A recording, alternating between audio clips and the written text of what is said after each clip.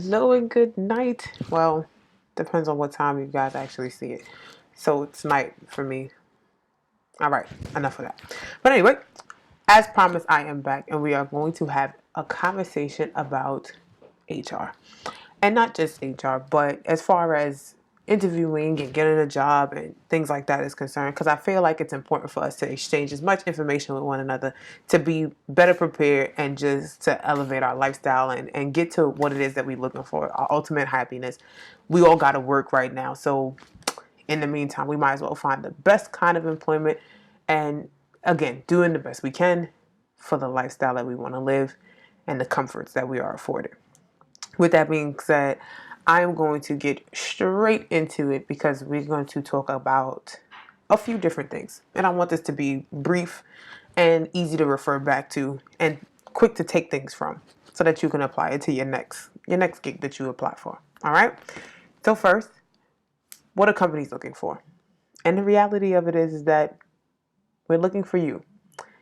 It's no big special thing about it. It's that companies need employees. They need people to come in and do a job. It's a contractual agreement. It's an arrangement.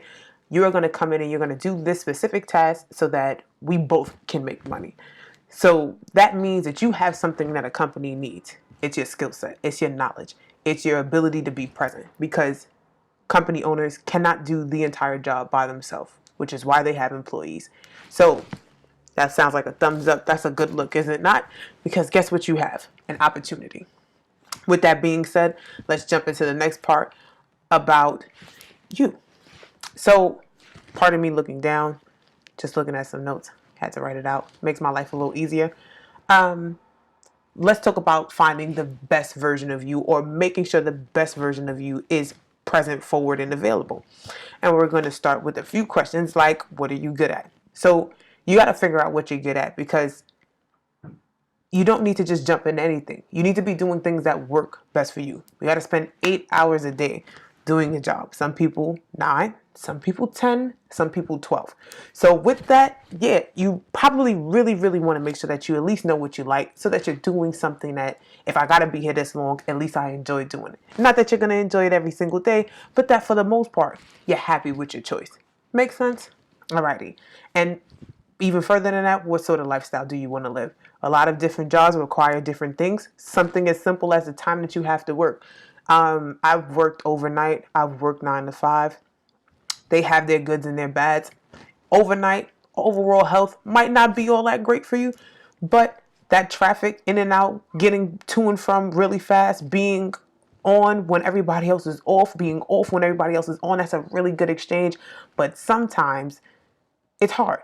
And then 9 to 5, you're in the hustle and bustle with everybody else. But it's ideal work hours for you physically. Or it could be something different for you. That's my take on it. But you got to figure out what sort of lifestyle you want.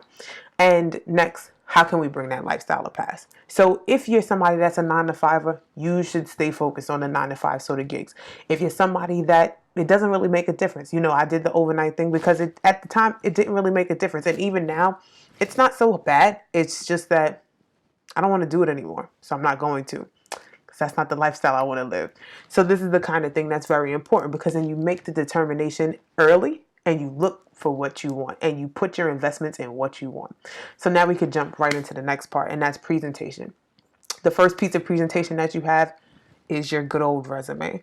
That resume needs to be clean. It needs to be concise. There are resume machines now, right? Where they run them through and it's like, oh, if you don't have certain keywords in it, and I'll be honest, it's not even just the machines that's like that. It's literally people.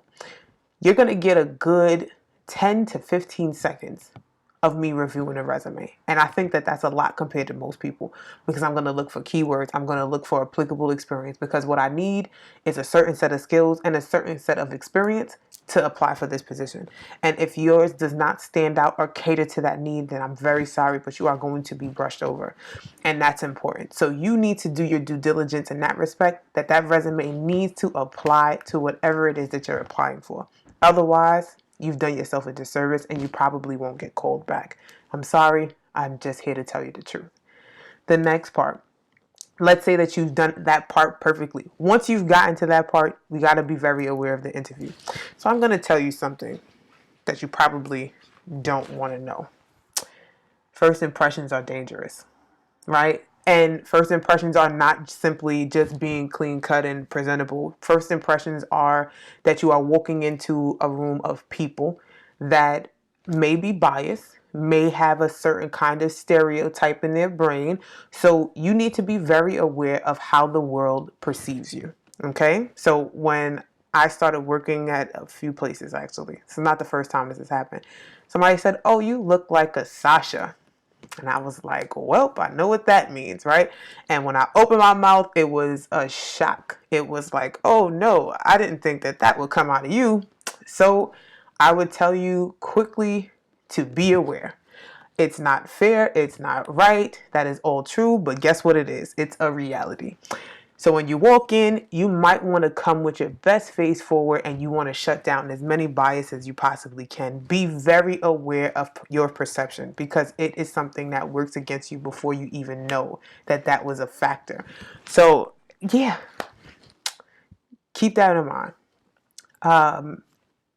Once you get past that part, you have the opportunity to temporarily adapt. You know, we call it assimilation, adaptation, evolving, camouflaging, whatever you want to call it. But do it so that you can get past that part and you can show people your wits. You can show them what you are capable of. And that is where you gain the respect. And not only have you gained respect, but you've created another viewpoint of a certain type of person. So now we can shake off this idea that people that look this way act this way. And you were the catalyst for that change. Keep that in mind. That's important. The last part that we're going to get into is understanding. Now, when I say understanding, I am definitely talking about, sorry about that. I am definitely talking about understanding what a position requires, understanding a company culture. And I say that that's an important component because when you are talking or you are selling yourself, marketing yourself for a position, or you're stepping into a position, you need to speak with conviction and confidence. And again, when you understand what a position requires, what a company culture is, you know for certain that you, for one, want to be a part of it, and secondly, that you will fit. And speaking with confidence and conviction is such an important thing. It's kind of like when you're talking to somebody that you have a crush on, or if they have a crush on you, but when they talk to you, they kind of sound like really taken back and not too sure. And it kind of turns you off, right? Like where you're like, I don't really know how to feel about them. This is a natural human thing, right? So if you're not confident, if you're not convicted that you can do it, why on earth would me as somebody trying to hire you would believe differently? So don't be so confident that you come off cocky and in poor taste, but that you trust yourself enough to get past the entry part, that you can be trained, that you can be built up, and you can do an excellent job. That is so, so, so important. And once you get in, you can learn from the ground up and you can surpass whatever expectations and standards are set forward, or you can kind of cruise on through and do exactly what the job requires because that's okay too. Okay?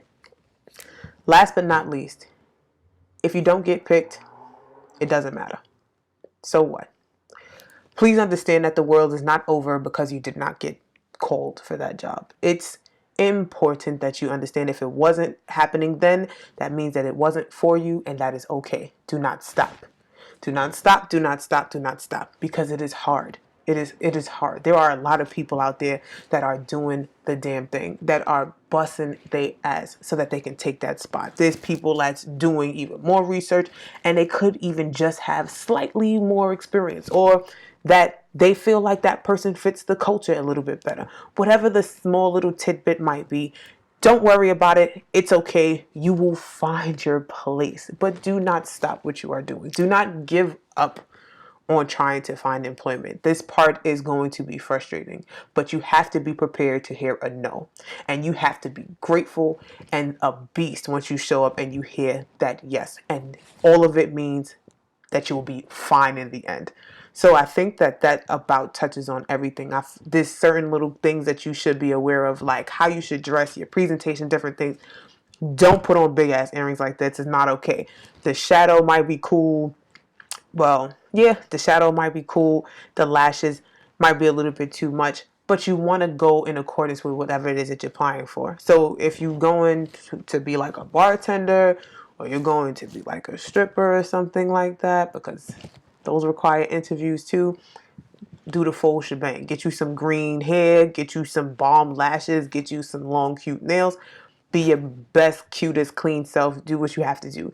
But know what it is that you're applying for. Know what they are looking for. Know what that person looks like and fall in line.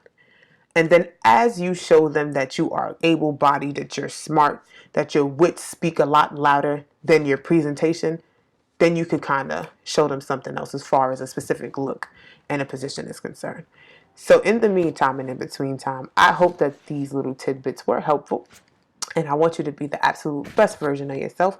If you have any other questions, if you have anything that you want to debate, discuss, or anything like that, I'll be happy to assist you. Leave a comment in my comment section below. I'll leave some info for you in the description box, and we're going to do this again. See you next time.